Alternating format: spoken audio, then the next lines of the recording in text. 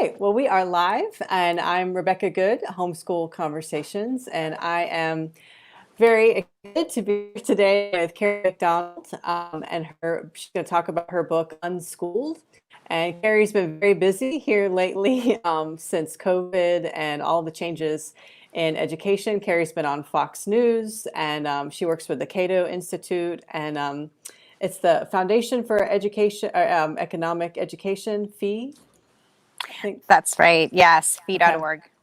Okay.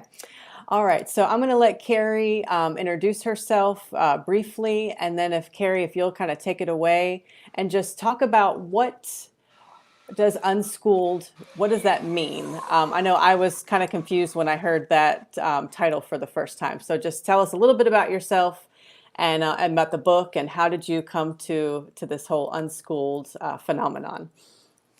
Thanks, Rebecca. It's great to be here. I appreciate you having me. Yeah, I'm the Senior Education Fellow at the Foundation for Economic Education, an adjunct scholar at the Cato Institute, a frequent Forbes contributor, and the author of Unschooled, Raising Curious, Well-Educated Children Outside the Conventional Classroom, that was published last year, the spring of 2019, by Chicago Review Press, but has actually had surging interest this year, of course, as 55 million students throughout the U.S. were suddenly learning at home last spring in the wake of the pandemic. So there's been, I think, a lot of interest in this topic, and it gets to your second question of how do I define unschooling, and I really define unschooling as disentangling education from schooling and thinking about education as much broader than a schooled setting, or even than homeschooling in a kind of a traditional way when we think of replicating school at home.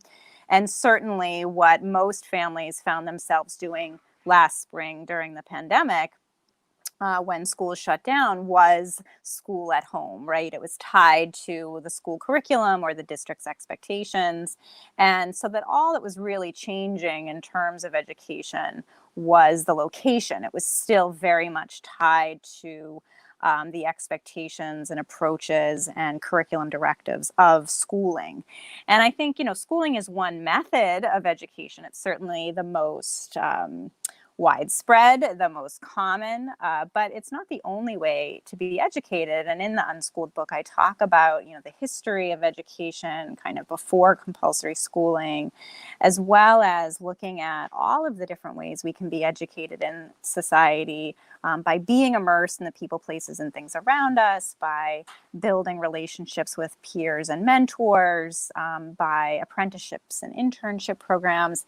And kind of the overarching theme of the overall book is really thinking about education in terms of focused on the individual, self-directed education, self-determination, personal agency. What are a young learner's passions? What are their interests? What are their gifts? And letting that kind of drive the process of exploration and discovery, with adults being the ones to connect children and adolescents to many of the abundant resources around us, both real resources in our communities as well as increasingly digital resources that, of course, we're all reliant so heavily on right now.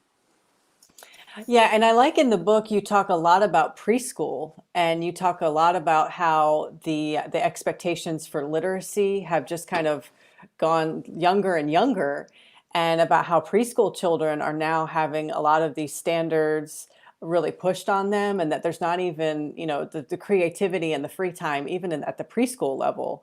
And you Yeah. also talk about ADHD. I thought that was a very Mm. interesting correlation that you made about how a lot of children are being diagnosed with ADHD at younger and younger ages. And a lot of it could be just the schooling, just the environment and the pressure that's put on kids, and it's their response. So I really, Absolutely. yeah, so I really embraced this idea of homeschooling, really definitely since I've been a homeschooler. And I come from a public school background. So when I first heard that term, unschooled, I thought, oh, is that basically just code for you don't do anything all day, you're just playing video games? And what about assessments? And what about this and that? And so after I, got your book and, started homeschooling, I really started to kind of really get it, so to speak. And I embrace, some of these ideas even in my own homeschooling. I still do some, curriculum, and we do some assessments. I'm in Virginia, so we do have to show, some proof of progress at the end of every year. But I've really embraced the unschooling, and I've seen the benefits for both of my kids. My daughter's very passionate about foreign languages, and my son is into numismatics, which is the a formal term for coin collecting and Hmm. currency study. He's really into that, and he has just learned vocabulary, history, chemistry, metallurgy. He's learned so many things, just from this, what would be considered a hobby. So again, after I got your book and I really started thinking about my kids and their motivation, it just really made me kind of want to get this idea out there. And I know a lot of people are new to homeschooling, but there's still people out there. I know some schools haven't started yet, and some school systems are still making a decision. So I really just wanted to get more information out there for people about unschooled. If you would, let's talk real quick about critics of homeschooling and unschooling. And like I had said, when I first heard about this, I thought, oh, well, there's no consistency. There's going to be too many gaps in knowledge. They're going to just miss too many things. What is your response to that? And I know you talk about this in the book and you talk a lot in the book about the origins of public school and curriculum, and where did a lot of this pressure and things come from for this uniformity. So what do you say to those critics who say, unschooling, it's too unstructured, we're missing too many social aspects, and there's just going to be too many gaps? What is your response to that? Right. I would say, what I do in the Unschooled book is really trace the families, individuals, organization, and unschooling alumni who have learned through this process of self-directed education, or who create learning spaces for other young people to be educated this way. So there's a wide variety of approaches, even within the kind of framework of thinking about unschooling or self-directed education, from what we might consider much more kind of radical unschooling, or completely informal and unstructured, to using some curriculum, and having kind of daily times set aside for learning and discovery. So I think there's a wide variety. I think probably most people kind of fall somewhere in the middle, where you're relying on curriculum some of the time for some topics, but it's not guiding your day. You're not replicating school at home. And then an important caveat to that is that a lot of unschoolers will tell you they use curriculum and formal instruction frequently, but the difference is that it's children that are driving that process. So I think you mentioned one of your children is really interested in foreign languages. My older daughter has been taking Korean language lessons from a native Korean speaker for several years now, several times a week, typically at the local library, now, of course, over Zoom. But they have a very rigorous curriculum with frequent, homework assignments and quizzes and tests. But it's all focused around my daughter's goal and ambition to be fluent in Korean and visit South Korea for extended period of time in her later teen years, and so on. So, I think it's important to realize that is the curriculum and formal instruction can be very much a part of an unschooling philosophy. It's just that that is something that's tied to the learner's own goals and ambitions. And in terms of some of the research about unschooling specifically, Peter Gray, who's a Boston College psychology professor who writes the foreword to my Unschooled book, has done a lot of research on grown unschoolers and self-directed education more generally. And he finds that in his studies of grown unschoolers, most of these unschoolers will take classes, like community college classes in their teen years, for example, to prepare for college admission. So again, they're taking kind of formal classes, but it's tied to their own interests and goals. He's found that grown unschoolers perform very well in college. They have no trouble adjusting to the kind of formal college classroom, even if they haven't been in kind of a conventional school environment previously. And one of my favorite findings from his studies on grown unschoolers is that he found that more than half of the people in one of his studies who grew up unschooled were working as entrepreneurs in adulthood in fields that were related to passions and interests that developed in the person's childhood or adolescence. And I think that's just such a nice way of looking at unschooling, is that when we allow children's real passions to drive their learning, like you mentioned, your son with coin collecting, there's just so much knowledge and discovery, new pathways that open through that, and that can often lead to really meaningful careers in adulthood.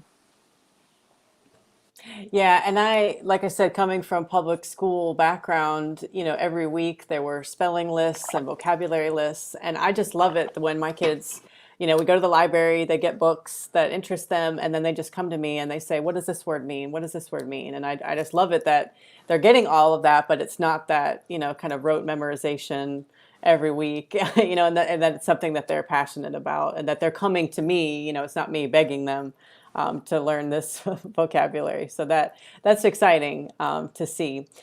You were kind of you're talking about, some of these unschoolers and their adulthood and, things that they're accomplishing in adulthood. If you would, just talk more about maybe some other success stories that you know of. In the book, you talk about Thomas Edison.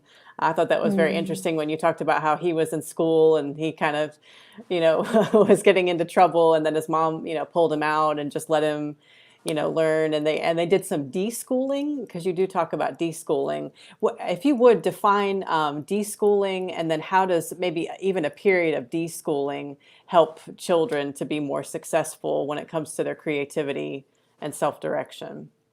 Right. So you bring up Thomas Edison. He went to school for the first time when he was 8 years old. And within the first few weeks, his teacher called him addled, which was this term for some kind of fuzzy in the brain, not really clear headed. And his mother, who was a teacher, was really taken aback, not only by this teacher not recognizing her son's gifts, but also due to his, very strict disciplinary measures, and that she felt were really not good for her son. So she pulled Thomas Edison out of school after, I think it was about 12 weeks. That was the only formal schooling that he ever had. And she really let him explore on his own. They read lots of books together, and then he would start to read, many of the classic books. He started becoming really interested in science and experiments, and he would save up his money to go buy science supplies from the local pharmacy to create a makeshift science lab in his basement. And he started doing this when he was really just still a tween, not even really into adolescence yet. But this passion, really stuck with him. And one of my favorite quotes about his life was in one of the biographies about Thomas Edison. Is a scientist that worked with him later in one of his labs said, if Thomas Edison had been formally schooled, he would not have had the audacity to create such impossible things. And just, kind of an extraordinary success story about what allowing young people to kind of pursue their interests and reveal their gifts really can lead to, not only in terms of a fulfilling childhood and adolescence, but also ultimately into adulthood as well. So that was a great story and a success story with Thomas Edison. I think, you talked about deschooling, and this is something that I was really encouraging a lot of families to embrace as the pandemic kicked off and as schools were shut down last spring. I think there was this tendency, of course, we were all incredibly disrupted and uncertain about the future and what was to come. But to the extent that families were able to kind of disconnect from their school or minimize the role of their curriculum and of their school influence in their lives, I encouraged them to do that, because I felt like if they could allow their children's interests to drive some of the learning outside of the classroom, they might be surprised at what they discovered in terms of what their children are really capable of doing. And sure enough, that's some of the anecdotes that I started hearing from people were that that was the case, that, I had neighbors saying, wow, my child is just spending all day writing short stories and is just so excited about, creating these wonderful narratives. And then other friends would say, my child's starting to read books again. They really had this sort of love of reading that was strong, maybe in their early days of schooling, diminished in recent years. And now they're really enjoying kind of curling up with a book and getting involved in reading again. So I think that is all what we would consider part of the deschooling process is separating from the schooled mentality of learning, which is very passive. It's very top down, very much thinking that, I'm just going to wait till I'm assigned something and then I'll do it. I'll regurgitate whatever the teacher wants. I'll pass in whatever assignments are necessary. But this becomes a mechanical process, and my sort of agency as a learner can be diminished. And so with deschooling, it encourages families and learners to really recapture some of that innate joy for learning, some of that curiosity that, of course, young children naturally exude, and that can often be crushed through our system of forced schooling. Right. And I think also the coming from the public school background, you have to let go of the reading list, the grade level of you have to read this book, and do it in this order and do a book report, kind of thing. And I've really just embraced, my kids going to the library, reading books, every day, having reading time. And just conversing, instead of having to write a formal book report, we talk about it. And, that way I can really see what's kind of going on. And they can also integrate into other things that they're doing and making those connections. And it's all just happening, very organically. And again, that's been really exciting to see. I did want to touch on quickly the remote learning. A lot of school systems, and I've especially seen here in Virginia, a lot of the more urban school systems are doing the remote learning. They're even doing that here for the first 9 weeks of this school year.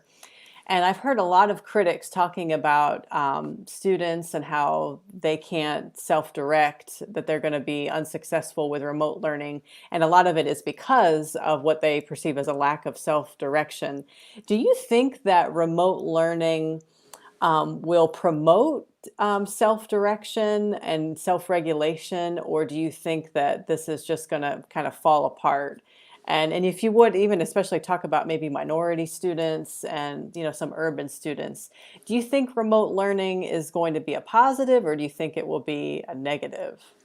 Well, I think we need to remember that remote learning that's happening now, and as you mentioned, school districts not reopening in person, continuing with this virtual learning that they began or instituted last spring, that's not anything like self-directed learning. That is still a school curriculum and school curriculum directives and assignments that are being handed down by a teacher to students to complete. So there's really nothing self-directed about that. Again, all you're doing is changing the location and the medium for what is schooling. You're not questioning that overall paradigm. So, I think just like schooling itself, remote learning will, maybe some kids will enjoy it and like it just the way some kids enjoy and like school. But I think for a lot of kids, it's going to be very stressful and challenging.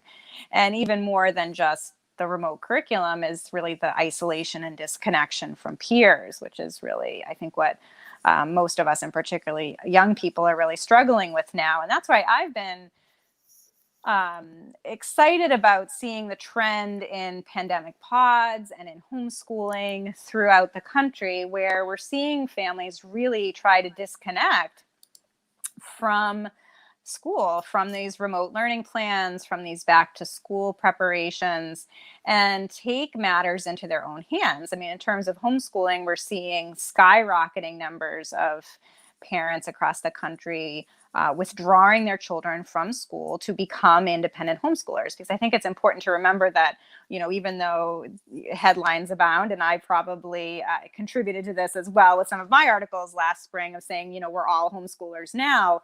The reality is that while there was a lot of school at home, this wasn't anything like traditional homeschooling or conventional homeschooling, where we'd say that, parents have disconnected entirely from a school district and are really embracing the freedom and flexibility of choosing their curriculum, choosing their learning approach and philosophy.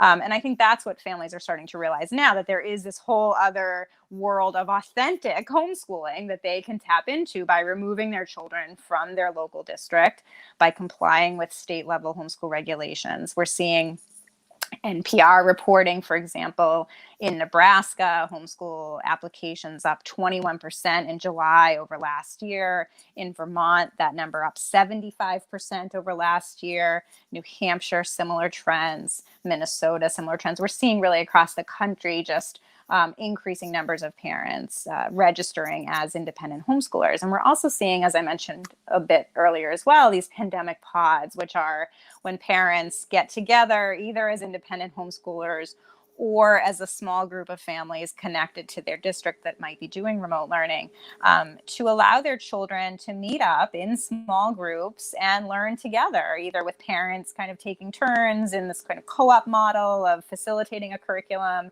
or pooling resources to hire a college student or a teacher who could provide that for them. So I think there's some really wonderful education innovations that are sprouting from the pandemic. I think that parents are much more eager for schooling alternatives. They're much more open to the idea of schooling alternatives, of education beyond schooling. And I think that they will continue to demand more education choice that will expand these options to many more families. So if you think about, for example, education savings accounts that allow a portion of taxpayer money to go to families to fund students instead of systems, then that money, which works out to about $15,000 per student per year in K-12 education in the US, that's a tremendous amount of money that could go back to families to use however they choose to find the best education for their children. Right. And like I said, I'm excited to see, some of the new, instructional design and different ways of thinking about education. But I'm most excited by parents who are really paying attention.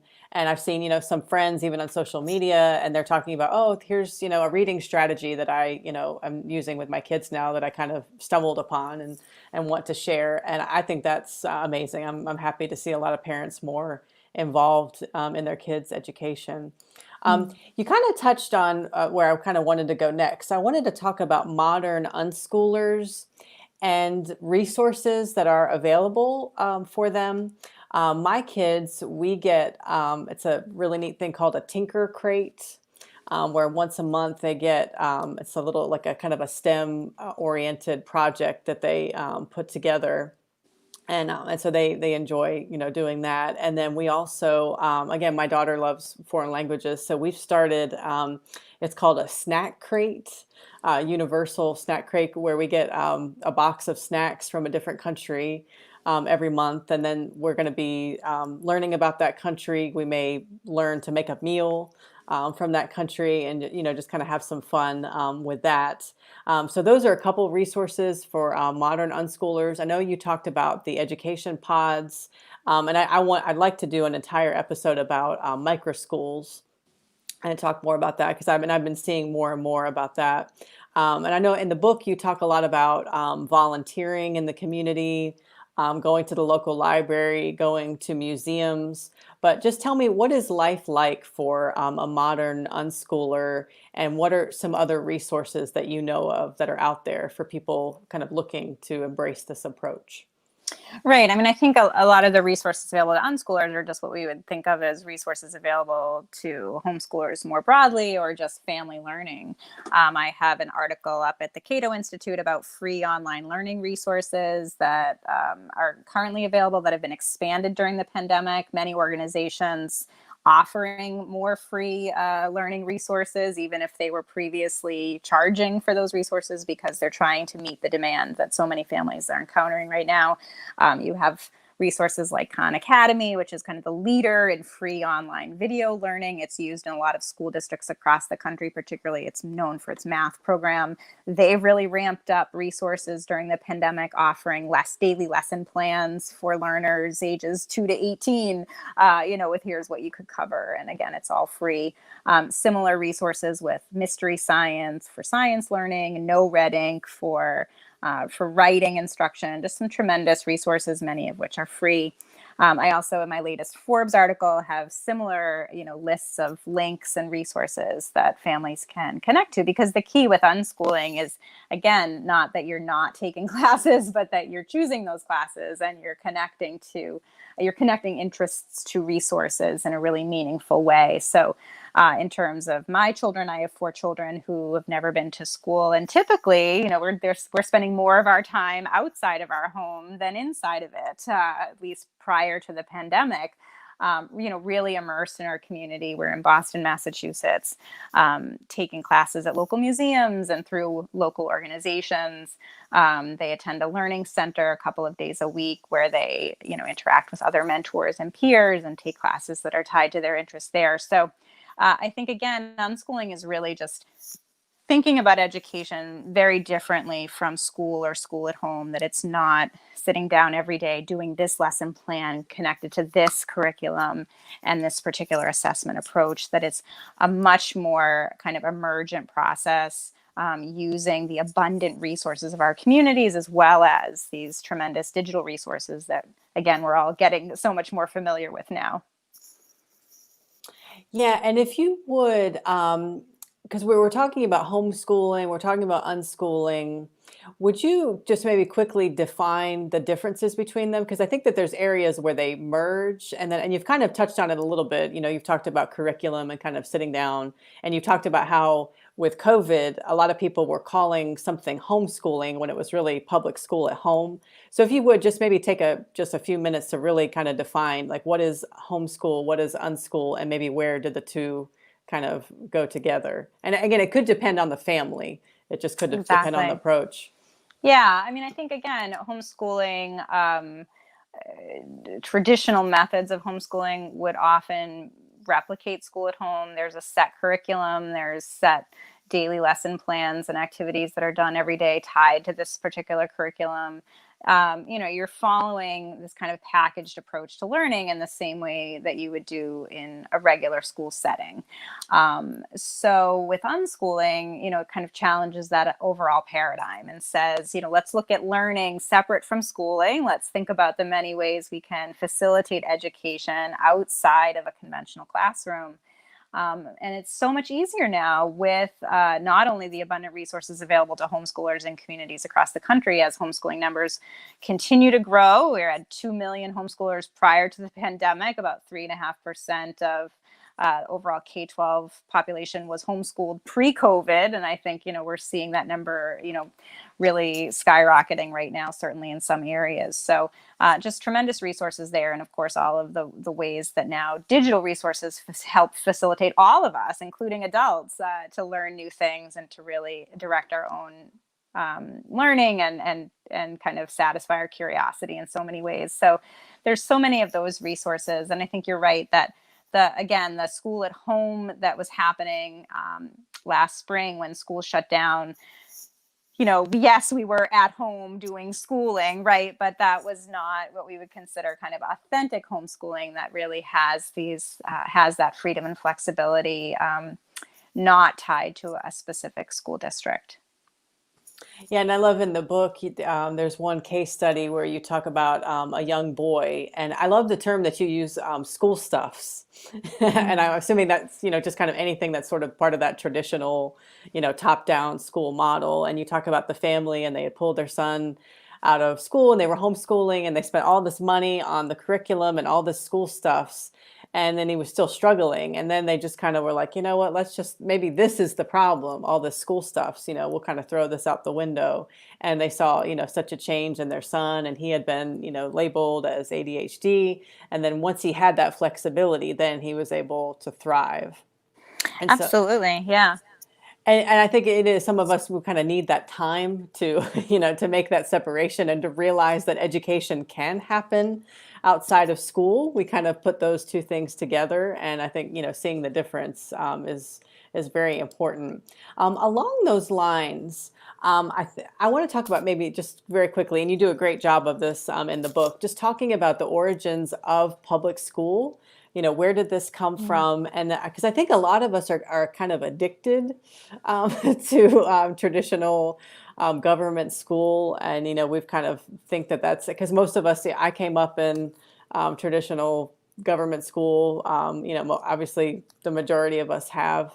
And I think that that's where we kind of get stuck in this model of education has to happen from Labor Day to Memorial Day, Monday through Friday, 8:30 to 3:30, and that education can't happen any other way. So talk about the origins of public school. Why did our society kind of adopt this model and, kind of push everything else aside? Where did that come from? Right. I trace in the book the history of compulsory education and compulsory schooling. I think it's interesting. Most of us think schooling, and particularly compulsory schooling, has been around forever. And really, it's a relatively recent societal phenomenon. So in the book, I go actually all the way back to 1620, when the Pilgrims arrived in what was then became Massachusetts Bay Colony. And just a couple of decades later, in the 1640s, the Pilgrims launched the first compulsory education laws in the colonies that called for a state interest in educated citizenry, again, keeping parents as the ones primarily responsible for ensuring that their children are educated, but also compelling cities and towns of a certain size to offer educational resources, schooling resources. So for certain smaller towns, their obligation from the state was to hire a teacher for any parents that wanted to utilize that teacher's resources. And for towns or cities of a larger size, about 100 families or more, those towns were required to open and operate and fund a grammar school, again, for any families that wanted to participate in that kind of learning. So there was the compulsion in the colonial era was really on municipalities to offer educational resources. The compulsion was not on parents to take advantage of those resources. And indeed, many parents didn't. Homeschooling was, of course, the default, the expectation in colonial America. You had these kind of diversity of education options for young children. You had what were called dame schools, which were these kind of nursery schools in your neighbor's kitchen, where young children might learn, their letters and their numbers and give their mom a break so she could get some other work done around the house. And those were widespread throughout the colonies. You had tutoring and taking advantage of various tutors who would come to your house. You had an assortment of private schools, public schools, charity schools, church schools, and of course apprenticeships were widespread throughout the colonial era. Really, this expectation that young people would learn by being immersed in their trade or in their field from a young age. This all changes in the mid-19th century in the U.S. when Massachusetts, again leading the way in compulsory learning, passes the nation's first Compulsory Schooling Act in 1852. And for the first time, this compelled parents to send their children to school under a legal threat of force. The initial compulsory schooling law required children ages 8 to 14 to attend school 12 weeks a year, of which 6 of those weeks needed to be consecutive. So it was really not anything like the childhood behemoth that schooling has become now, really absorbing so much of childhood and adolescence from very young ages all the way up to later teen years. And we've seen compulsory schooling statutes really expand in the last several decades, now going even younger to 4-year-olds, and especially with the onset of pre-K programs and universal preschool, this expectation of compulsory schooling statutes going to ever younger ages, all the way up to age 18. So again, compulsory schooling really taking up quite a bit of childhood and adolescence in recent years, something that's really, again, really something only over the past 150 or so years that's really taken root.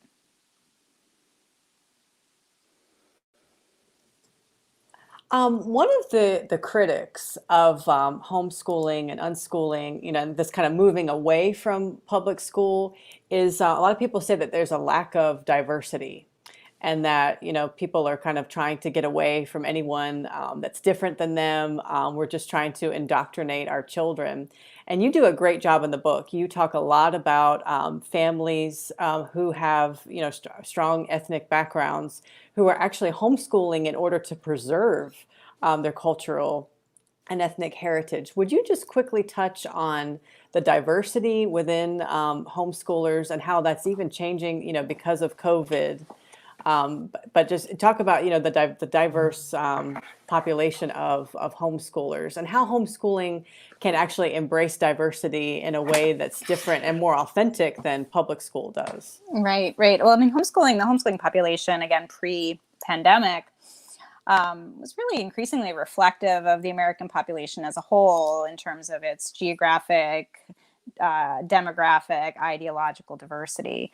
The New York Times even acknowledging in an article a couple of weeks ago, when they were talking about the growing ranks of homeschoolers or interest in homeschooling now because of the pandemic, even made the point out that homeschoolers pre-pandemic were less affluent on average than the typical American population.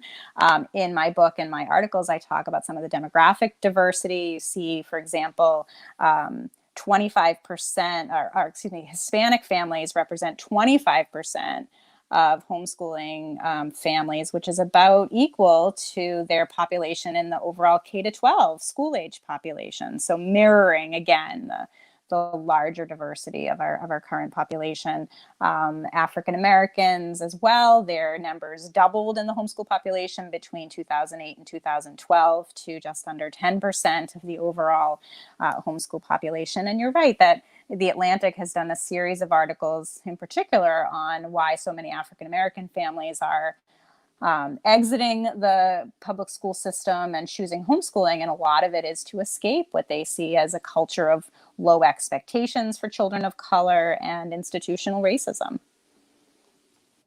Yeah, and I think that's a great point to make, because I hear a lot of people talking about, well, homeschooling is only for rich people, or it's only, the Christians. And, and I've read some other things that talked about, in the 80s and all, where it was a lot of, Christian folks were kind of pulling their kids out because they felt that the public school was kind of leaning away from that. But the modern homeschoolers, it makes up a broad range of non-religious folks and folks of all different religious backgrounds. So it's not just the Christians, trying to indoctrinate their kids. Yeah, it's if I can just add to that too, Rebecca. Sure. It's again, the Atlantic reporting, and there's other data to suggest this as well, that about 2/3 of today's homeschoolers would identify as Christian, which is equivalent to the American population as a whole. According to Pew Research, about 2/3 of Americans identify as Christian. So again, the homeschool population just reflecting the overall U.S. distribution of the population. But even if the majority of today's homeschoolers would identify as Christian, religion is not the primary motivator. The most recent federal data on homeschooling show that the number one motivator for today's homeschooling families is concern about the environment of other schools, including safety, drugs, and negative peer pressure. So, again, even if you have families who might have a deep religious tradition, it is not the top motivator. In fact, I believe it was something like less than 15% of families said that religion was their primary reason for homeschooling, again, according to federal data. So So really just a rejection, I think, of trends we're seeing in conventional schooling in particular. This increased focus over the past couple of decades on really standardized education, test-driven education. Some of the most growth in the homeschooling population has occurred in urban secular communities, in particular among families who are really disillusioned by a lot of the kind of remnants of Common Core and this kind of test-based standardized approach to learning. Yeah, and those of you who may not be aware, Kerry participated in a debate with Professor Bartlett of Harvard University, and it was, talking about this presumptive ban on homeschool that she'd like to have. And one of her critiques was that she felt homeschoolers were not being exposed to a wide array of ideological backgrounds. And someone wrote in and asked her the question, well, do you feel that students who are in public school, should they be forced to attend, maybe a political rally or a religious service, of something that is different from their background? And I think that question really took her aback. And she said, well, that's up to the parents if they want to expose how they want to expose their children politically and religiously. And so I thought that her response was just, spot on. Well, and the research just, the research just doesn't back her up either. I mean, Daniel Hamlin is a professor at the University of Oklahoma, recently published an article looking at cultural capital among school-age children. And he found that homeschool children had far more of what he defines as cultural capital, this kind of connection to community and exposure to different cultural events and people in the community and different ideas and viewpoints. He found that homeschoolers were much more likely than their public school peers, for example, to visit libraries regularly, to visit museums, to attend cultural events, to go to bookstores and zoos. I think that that's right, because, while the stereotype of homeschoolers might be that they're kind of separated from the community, the reality is that it's the opposite, that they're much more immersed and engaged in their communities, really becoming connected with those people, places, and things around us, having authentic socialization with, communicating regularly with the people in our communities. So, much higher rates of cultural capital. Similar research also shows that homeschoolers have more political tolerance even than schooled children, that they have a greater appreciation for diversity of political viewpoints and ideas. Yeah, and that's a great point, that that homeschoolers have that opportunity to be out there in the community, meeting people of different backgrounds and different ages, who live in different zip codes. And so I think that's something that the critics sometimes don't always look at.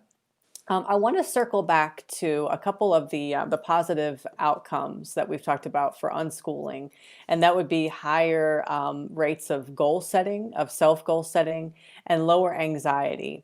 And I want to talk about why those, especially the goal setting, is so important for adulthood and even for our economy. I feel the future of of America is in our innovation and our creativity. And I feel, because we've seen in a lot of instances that public school is kind of bringing that down, because everything is just given, because it's all top-down driven. If you would just talk again about goal setting, and then some of the lowering of anxiety that we see for unschoolers, and why is that important, not just for the students, but even for our society and our economy.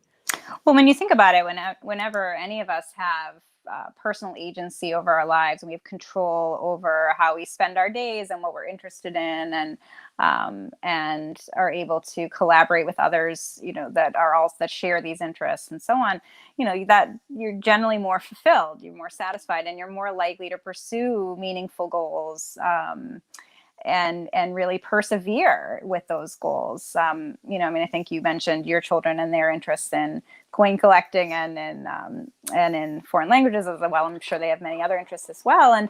And just the kind of commitment to those passions and what comes from that, is really extraordinary, and I think sets children up for great success, now as they're growing as well as in adulthood. I'll circle back a bit to Peter Gray, because it's new research that I think is really relevant to your question and also to what we're all experiencing. Peter Gray is also, again, he's the Boston College psychology professor. He's also on the board and one of the co-founders of an organization called Let Grow, which really focuses on encouraging more freedom and autonomy and play for children, and allowing them more of this freedom and independence. And they just recently released new study findings based on surveys that they've sent out to families during the pandemic, finding that actually, contrary to what we might think, many children are handling the pandemic emotionally quite well. In fact, in some cases, even better, because they're outside of that schooled environment where there's lots of peer pressure, potentially lots of bullying, maybe a lot of stress and anxiety around the classroom. So their overall psychological well-being is better, they found, since children are out of school. Of course, they desperately miss their friends. So the social isolation piece is key, and something that I think parents need to be aware of, and trying to allow their children to have much more social interaction, even during this pandemic, because the consequences of that isolation, I think, are severe. But aside from missing their friends, their overall psychological well-being has improved with regard to learning and education, and being much calmer, and having a good outlook. The other thing that they found in their survey was that young people are taking more personal responsibility and showing more independence. And that was something, again, we would expect as young people are able to be, to some extent, put back in charge of their own learning, or at least not commanded and controlled all day long in a conventional classroom. So that was good to see. And then one of the other findings I thought was really promising was that parents during the pandemic who were surveyed in this particular Let Grow survey were found that they were pleasantly surprised to see the tremendous capabilities of their children that they might not have had a chance to see before, that their children really do have tremendous gifts, tremendous skills, tremendous talents, and that because we're kind of all together living and learning more closely, parents were able to see this for potentially the first time. Yeah, I think that's great. I know in the beginning, a lot of parents were very worried and, couldn't wait to send their kids back to school. And I'm hearing more of that also, that, that this time has been, very important into reconnecting the family. And I hope to hear more of those stories. And hopefully 2020 will not go down as, necessarily all negative, that there'll be some positives that came, from that family unit reconnecting. That's definitely what I hope to see.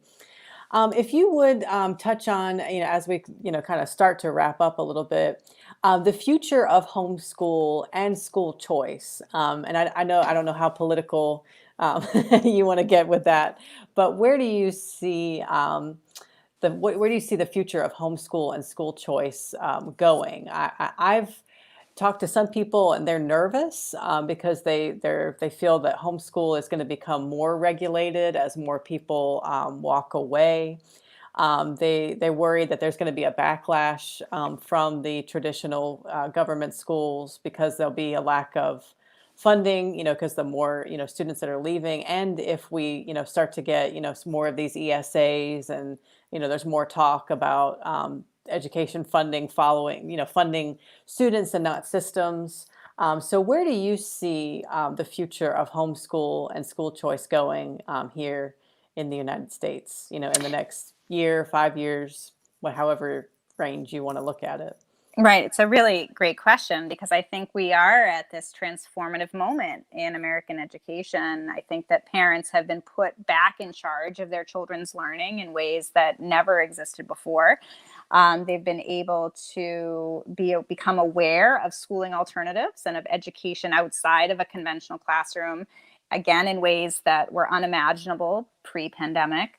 And they also, I think, recognize more about these education choice mechanisms and what they really could do than they might have before. I mean, I think previously, you said if you said something about school choice, it conjured up all kinds of different, often incorrect assumptions.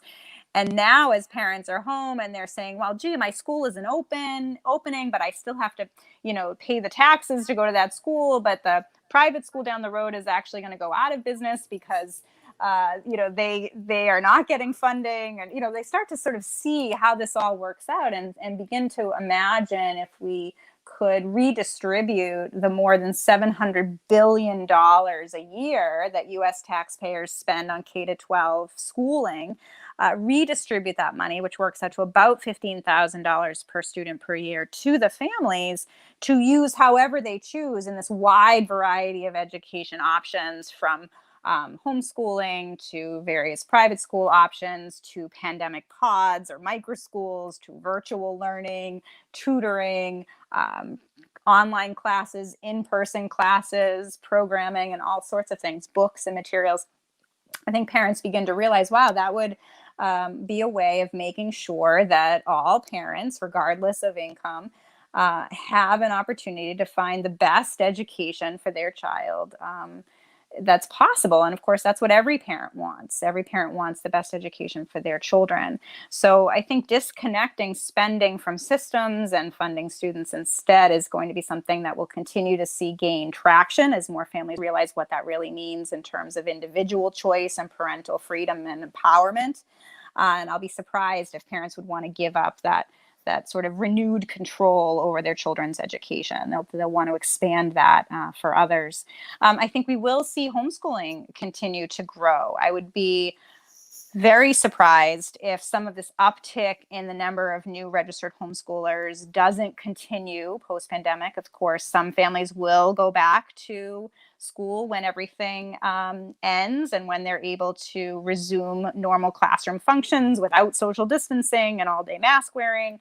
Many parents will be eager to go back into the classroom, but I think other parents have been pleasantly surprised by what they're seeing through this pandemic version of homeschooling. They may have seen their children's curiosity and creativity rebound. They may be discovering all of the many educational resources they have available.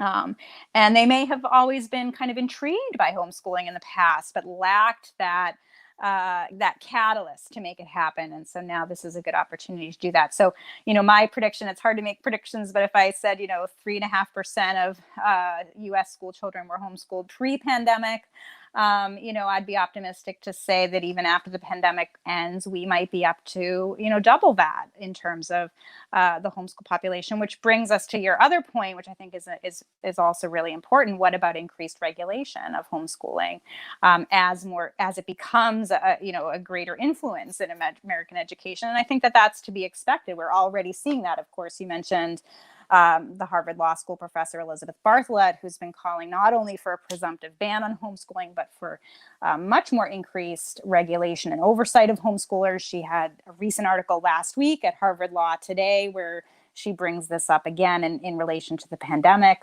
There's a law professor out of Duke University also calling for increased regulation of homeschoolers in that state. This was interesting because in North Carolina, so many parents submitted their online intent to homeschool forms the first week of July that it crashed the system's non-public education website. So there's just tremendous demand for parents to register as independent homeschoolers and sever ties with their local school, which of course would lead to, many people calling for increased regulation.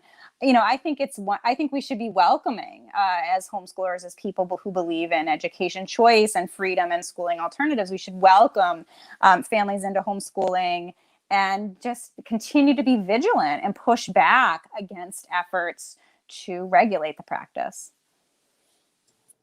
Yeah, and I also want to ask you, what do you think the future will be like for traditional government school teachers?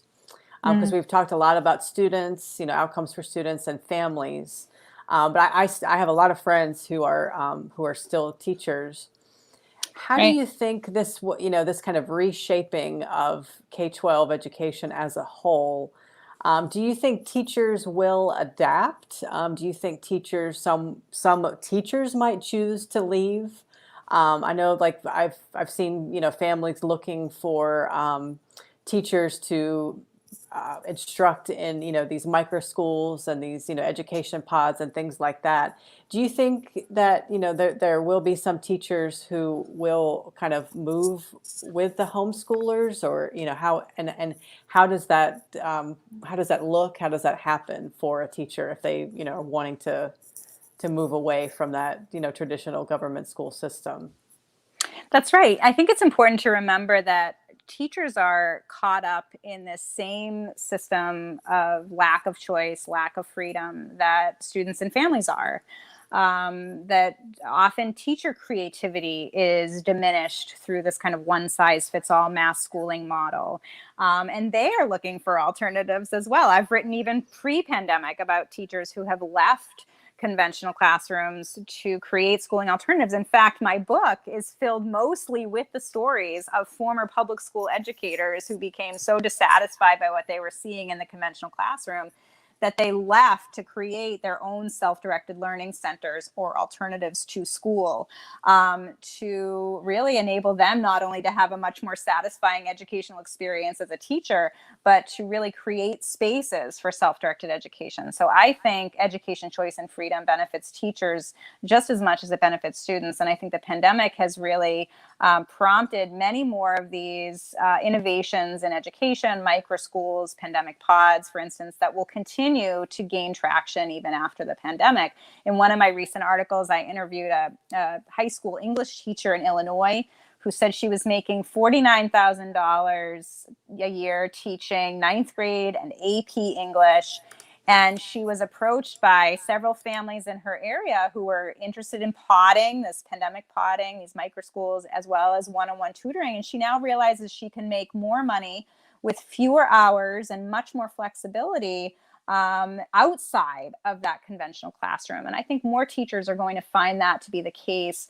And will, again, these entrepreneurs, these innovators creating these new models for learning outside of the classroom will help to accelerate those opportunities for teachers as well as for families and for kids. Yeah, and like I said, we talked about the importance of goal setting and how that's important for our economy.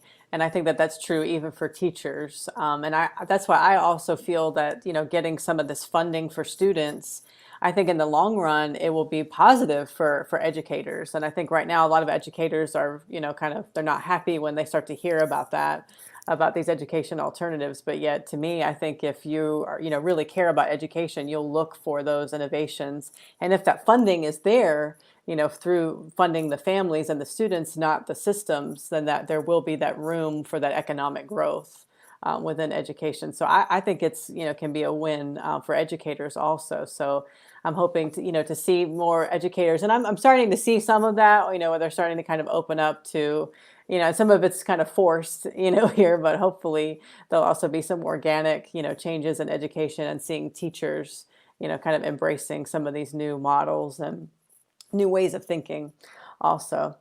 All right. Well, thank you so much, Kerry, for being here. And so again, Kerry McDonald, author of Unschooled. I'll put a link to her book in the comments. And then, Kerry, you talked about, I think, because you also have a tutor sharing, an online tutor sharing program that you've started. I'll get a link to that, but if you want to touch on that real quick, how that's working. Nope, I do profile in many of my articles some of these micro school enablers and, kind of pod enablers. But the best way that your listeners can find me is to find me at FEE, the Foundation for Economic Education, which is fee.org, fee.org/Kerry. Okay. All right. Well, we will put that in the comments. But again, thank you. Kerry has just been an amazing voice, an advocate for homeschoolers. If you did not watch her debate with Professor Bartlett, definitely try to catch that. Just a lot of good points that she made. And so definitely a voice, as we're going forward here with all the changes in education. So thank you, Kerry, for being here today and for touching on these topics for people who are new to homeschool, but some of us who've been around and are also still exploring options for our kids. Thank you for all that you're doing to help us have more choices for our kids. So I Oh, appreciate you. thanks, Rebecca. Appreciate it. Yeah, I appreciate your time today. All right. Well, I will end our broadcast here. Thanks. Thanks. Take care.